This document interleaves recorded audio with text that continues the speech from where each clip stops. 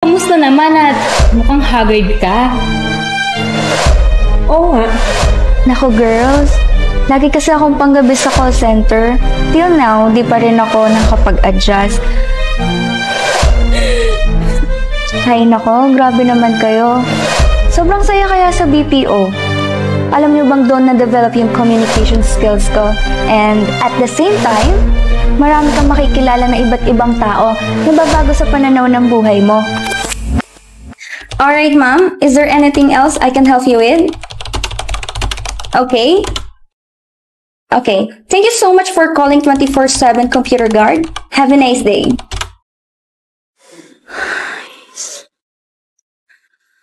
Ay.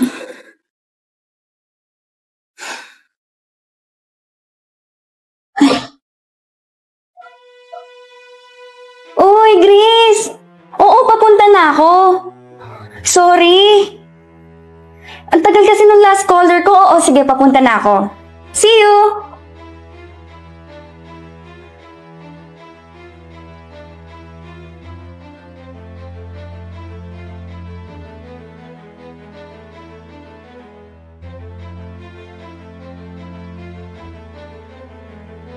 Hoy, Marge, nabalitaan mo na ba?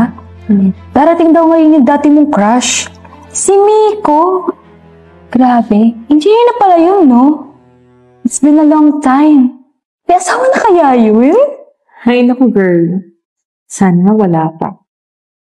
Siguro, kung may asawa yun, sana professional din.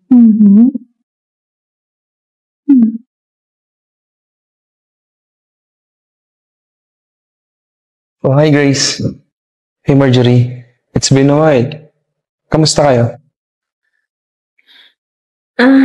Hoy, Miko. Hello. Ito, okay naman. Kanina ko pa hinihintay. Joke lang. Ito, meron ako maliit na business. So far, so good. At ako naman, eto, nakapag-asawa ng foreigner.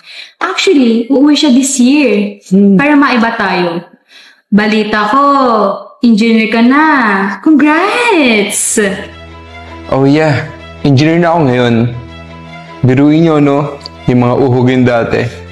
Look at you now.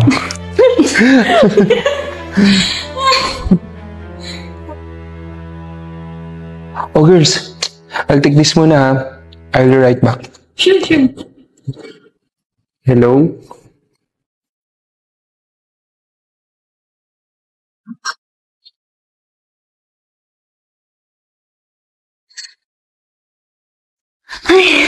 Oh, sorry girls. Grabe ang traffic kasi.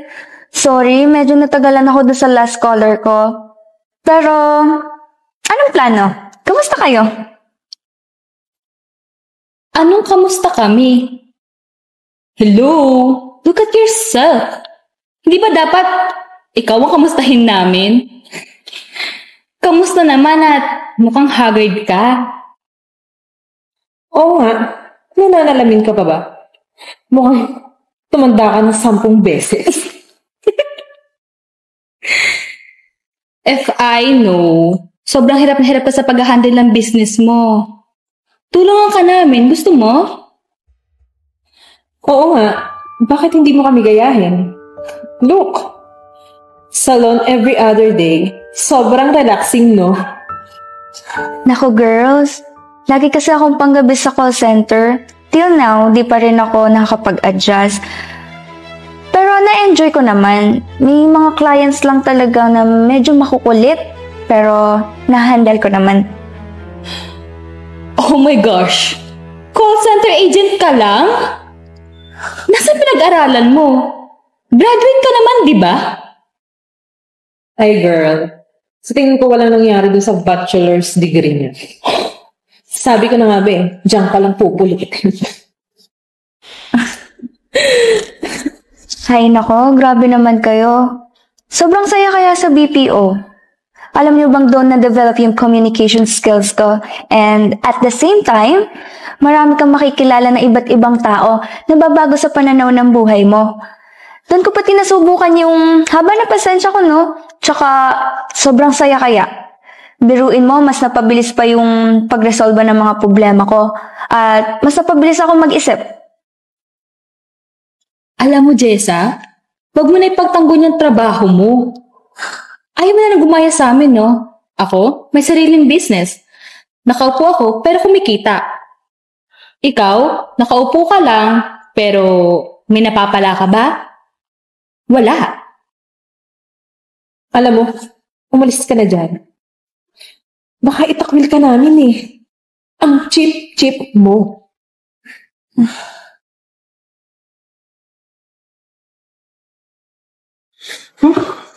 Uy, sorry ha. Medyo natagalan ako eh. Saan nga ba tayo? Kamusta? Eto. Okay naman. Dito ka na pala. Mukhang pagod ka. Oo, kararating ko lang din. Medyo pagod kasi nagmamadali ako papunta dito. Nakakaya kasing paghintayin si na Grace eh. Wait. Kilala mo siya, Miko? Oo nga. Paano? Chill lang kayo, girls.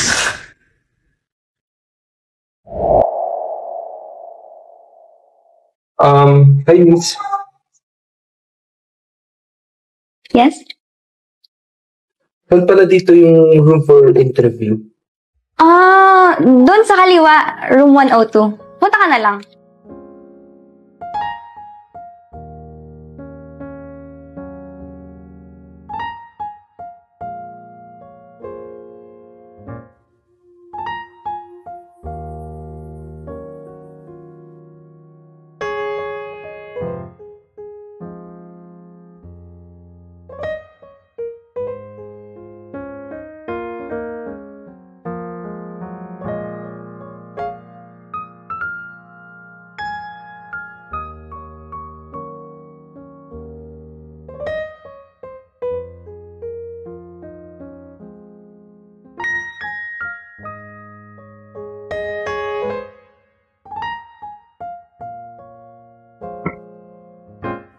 So, Papa Babe, hindi ka magagalit na alis na ako dito?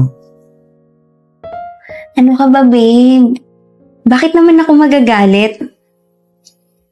Nandito lang lagi ako sa tabi mo. Susuportahan ka sa lahat. Kung saan ka masaya. At kung anong gusto mong gawin sa buhay. Hindi ako mawawala sa tabi mo. Pangako yan. Talaga ha, babe? Siyempre naman. At kung gusto mo maging engineer, go. Susuportahan kita. Dito lang ako sa tabi mo. Love you. Be more, babe. Thank you ha.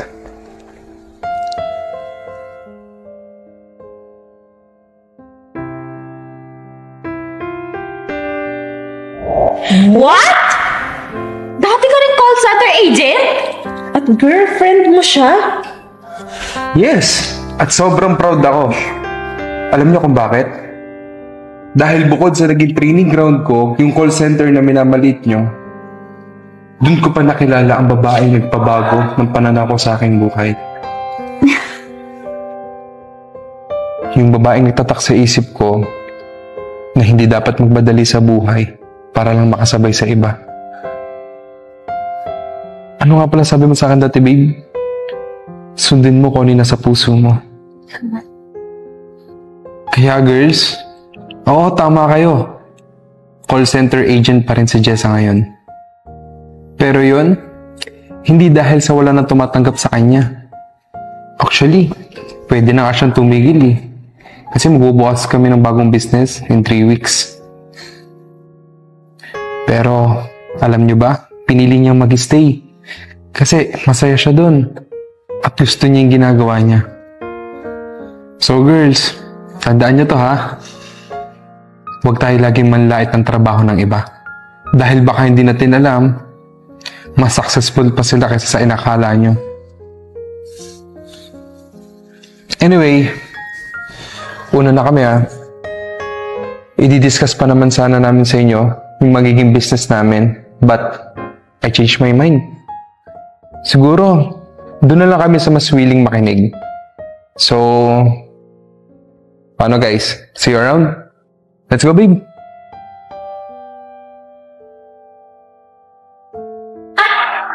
Bye guys! Ingat kayo. Let's go, babe.